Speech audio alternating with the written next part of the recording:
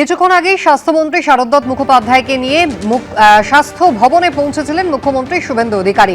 সরকারি হাসপাতালগুলিকে দালাল রাজ মুক্ত করতে হবে, স্বাস্থ্য ভবনের কন্ট্রোল রুম থেকে 24 ঘন্টা চলবে নজরদারি। কি বললেন মুখ্যমন্ত্রী দেখুন। এই কন্ট্রোল রুমটাকে লাইভ মনিটর এই জন্য করা হয়েছে যাতে কোনো দালাল, যাকে আজকে সকালে ওখানে দেখা গেছে, কাল সকালে দেখতে না পাওয়া যায়। এটা একটা বড় উদ্দেশ্য, কিন্তু ব্রোকারদের হাঁটানো। রুগী কখনো দুদিন পর পর যাবে না ব্লাড টেস্ট করতে, রুগী কখনো আলট্রাসোনোগ্রাফি করতে পরপর দুদিন যাবে না, তাহলে চিহ্নিত হয়ে যাবে একটা লোক যে সোমবার সকালেও দাঁড়িয়ে আছে, মঙ্গলবারও দাঁড়িয়ে আছে, বুধবারও দাঁড়িয়ে গেছে। আপনাদের আমি চলে যাওয়ার পরে এটা দেখুন ফুল পেজেড হয়নি, কিন্তু ইনিশিয়ালি এটা স্টার্ট হয়েছে, মানে মর্নিং শোজ দ্য ডে। আমি বলবো যে সুপ্রভাত ভালো হবে। সরাসরি আপনাদের নিয়ে যাবো আমাদের প্রতিনিধি ঝিলাম করঞ্জাই রয়েছেন আমাদের সঙ্গে। ঝিলাম, এই মনিটরিং যেটা 24/7 হবে বলে মুখ্যমন্ত্রী আশ্বাস দিচ্ছেন, স্বাস্থ্যমন্ত্রীও বলছেন, কিভাবে সেই প্রক্রিয়া চলবে? আমি এই মুহূর্তে কন্ট্রোল রুমে রয়েছি স্বাস্থ্য ভবনে, এবং মুখ্যমন্ত্রী যেটা বললেন যে এই মুহূর্তে সেখানে মনিটরিং শুরু হয়ে গিয়েছে এবং আগে তিনি এটা শুরু করে গেছেন। আজকে তিনি পরিদর্শনে এসেছিলেন। স্বাস্থ্যমন্ত্রী রয়েছেন শারদ মুখোপাধ্যায় এবং স্বাস্থ্য প্রতিমন্ত্রী রয়েছেন, দুজনেই রয়েছেন, আমরা দেখতে পাচ্ছি। এবং সহকর্মী অভিজিৎ দত্ত এই দৃশ্য দেখাচ্ছে। সরাসরি প্রথমে স্বাস্থ্যমন্ত্রীর কাছে চলে যাব। আপনি যদি একটু বোঝান যে কিভাবে এই মনিটরিংটা হচ্ছে। এই যে পুরো দেখছেন আপনারা, পুরো প্যানেলটা ওয়াল টু ওয়াল, দেওয়াল থেকে দেওয়াল অবধি প্যানেল। এই পুরো প্যানেলে আমরা কলকাতা শহরের সবকটি সরকারি হাসপাতাল আর কিছু জেলার হাসপাতালে এখানে এখন অবধি যুক্ত করা হয়েছে। বাকি পেছনের যে প্যানেলগুলো এখনও লাগানো হয়নি, সেখানে লাগানো হবে। সেখানে চলে আসবে জেলার এবং মহকুমার বাকি হাসপাতালগুলো। আপনারা যদি এদিকে দৃষ্টি দেখেন তাহলে এখানে দেখতে পারবেন যে এসএসকেএম ওপিডি, এসএসকেএমের বহির্বিভাগ, আর এখানে লাইন দিয়ে পেশেন্টরা দাঁড়িয়ে রয়েছে। সেরকম এসএসকেএমের পিজি হাসপাতালের আমাদের এমার্জেন্সি বিভাগ দেখতে পাচ্ছেন, আর এসএসকেএমের আনএমার্জেন্সির অন্য সাইড দেখতে পাচ্ছেন, গাইনি এমার্জেন্সি দেখতে পাচ্ছেন এখানে, আর ওপিডি কাউন্টার ফ্রন্ট সাইড, ওপিডিতে যেখানে আমরা লোকের নাম লেখানো হচ্ছে তাদের এখানে দেখানো হচ্ছে।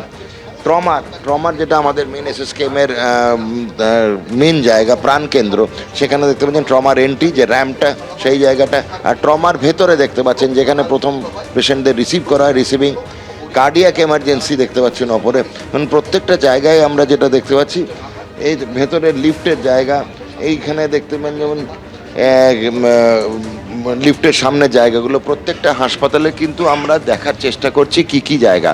এক হচ্ছে প্রবেশপথ, 2 নম্বর হচ্ছে আপৎকালীন বিভাগ বা এমার্জেন্সির প্রবেশপথ, এবার এমার্জেন্সির লাইন, 3 নম্বর হচ্ছে ইনডোর বিভাগের মধ্যে ওয়ার্ডের প্রথম প্রবেশপথ যেটা, সেই জায়গাটা, কিচেন যেখানে খাবারের পরিষেবা দেওয়া হয়। আর এছাড়া হাসপাতালের চারপাশে একটু পরিচ্ছন্নতা বা স্বচ্ছতা মেনটেন হচ্ছে। আরেকটা জিনিস যেটা মুখ্যমন্ত্রী বলছিলেন যে দালাল চক্র নির্মূল করা। আমরা জানি ইতিমধ্যে গত 3 দিনে এসএসকেএমে 3 জন দালাল গ্রেপ্তার হয়েছে, তার মধ্যে একজন হাসপাতালের অস্থায়ী কর্মী। দালাল চক্র এসএসকেএম, এনআরএস, আরজিকর সব জায়গায় আপনি নিজে জানেন নির্মূল করার কথা বলছেন, কতটা এটা সফল হবে? এটা আমাদের রাষ্ট্রমন্ত্রী সুমনাদি এই নিয়ে বিশদে বলেছেন একটু আগে। দালালের দুভাবে আমরা এক হচ্ছে শনাক্তিকরণ। এই যে 24 ঘন্টা 7 দিন আমরা নজর রাখছি। 2 নম্বর, নজর রেখেই তো বুঝতে পারবো না যে লোকটি দালাল না রুগী না রুগীর বাড়ির লোক। আমরা আইডেন্টিফিকেশান ব্যাজ করছি। সেই ব্যাজের মধ্যে সিস্টার, ডাক্তার, স্বাস্থ্যকর্মী, কালার কোডেড ব্যাজ থাকবে, ফটো আইডি। বাড়ির লোকের জন্য একটা কালার কোডেড ব্যান্ড থাকবে কবজিতে পরার জন্য, আর রুগীর জন্য একটা কালার কোডেড ব্যান্ড থাকবে। একটা হাসপাতালে 3 রকম লোক থাকতে পারে, রুগী, রুগীর বাড়ির লোক, স্বাস্থ্যকর্মী। তা আমরা স্বাস্থ্যকর্মী আলাদা করে দিলাম, রুগী এবং রুগীর বাড়ির লোককে আলাদা করে দিলাম। চতুর্থ ব্যক্তি ব্যান্ডহীন বা ব্যাজহীন হাসপাতালে যে ঘুরছে সেই দালাল।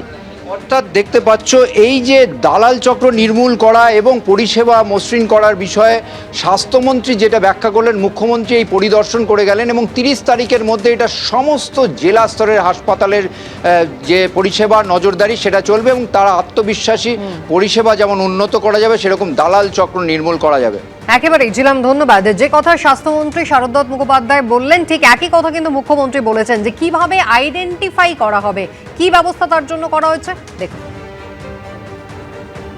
স্বাস্থ্যকর্মীদের তো সুরক্ষা আমরা দিবই, ভিডিওতে বুঝতে পারছি, এবং তারা, আমি নার্স বোনেদের দিদিদের দেখলাম অ্যাপ্রন গ্লাভস সুন্দর করে ড্রেসে আছেন, খুব সুন্দর। আমি প্রধান সচিবকে বলেছি মন্ত্রীদ্বয়কে রেখে সামনে যে ল্যামিনেশন করা ব্যাচ করে দিতে।